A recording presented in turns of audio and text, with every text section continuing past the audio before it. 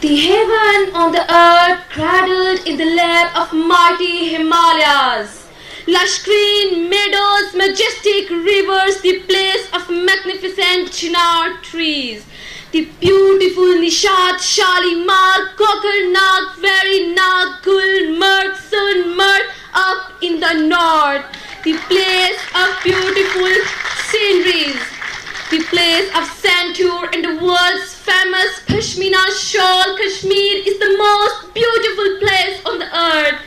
Once a Mughal Emperor Jahangir said, "If there is paradise anywhere on earth, it is here, it is here, it is here."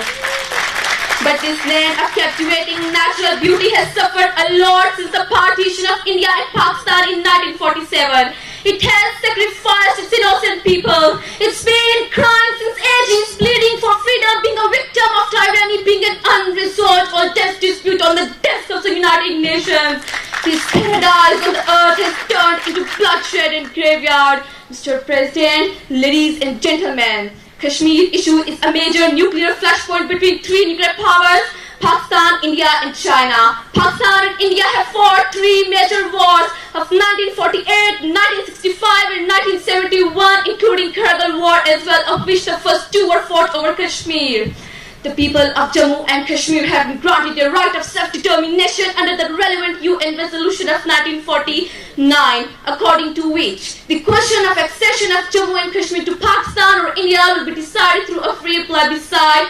But India is reluctant to grant Kashmiris their right of self-determination.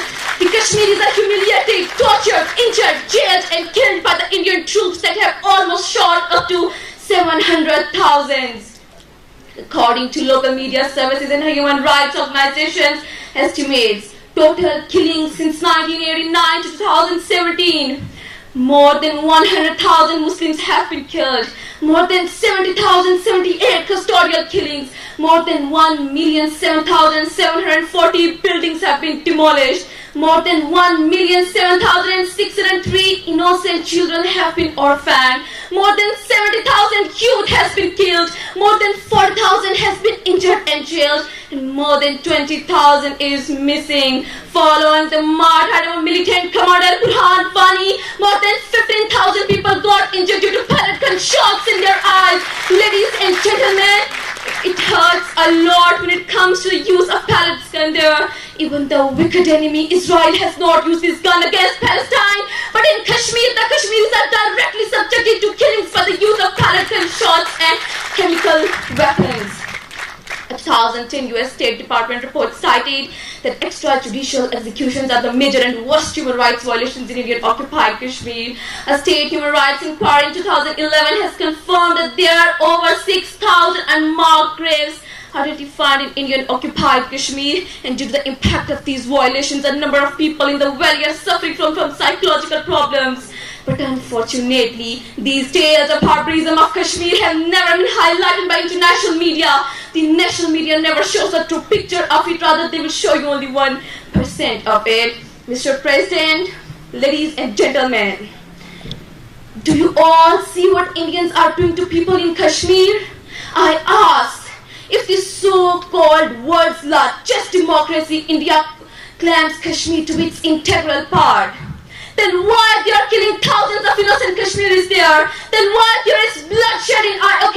Then why is Burhan Wani becoming a revolutionary figure in Kashmir? Then why a PhD's final year student Manan Wani joined freedom movement? Why do Kashmiris pro-Pakistan? Why did Jawaharlal Nehru himself take this dispute to the desk of United Nations? Why do Kashmiris don't want to live with India? These are the questions to be hardly answered by Indian government, and international community should exert pressure on Indian government to honor its commitment with United Nations. The United States, Great Britain, China, Russia, and all superpowers should play their role by exposing the actual face of Indian government, that how India is committing human rights violations to avoid the political solution of this dispute. My Lord, isn't it a double standard policy? When it comes to draw for the West, the UN shows its claws and beaks by an active military involvement there. But the question is, why they are silent on Kashmir dispute which they themselves have recognized as an international dispute? Ladies and gentlemen, just think for a while. How would you feel if your husband left to go for something and he never came back? How would you feel if your daughter is shot with pellet guns in her eyes and she becomes blind for the rest of her life? How would you feel if your sister is raped by the forces occupying your place? How would you feel if you couldn't go outside with the risk of death and being murdered? This is what's happening in Kashmir right now, and this is a serious crime against humanity. International community should understand that Kashmir is not a territorial dispute. It's a human problem involving over 15 million Kashmiri Muslims. It has become an international controversy where the victims and martyrs of Kashmir are waiting for their role. Thank you so much.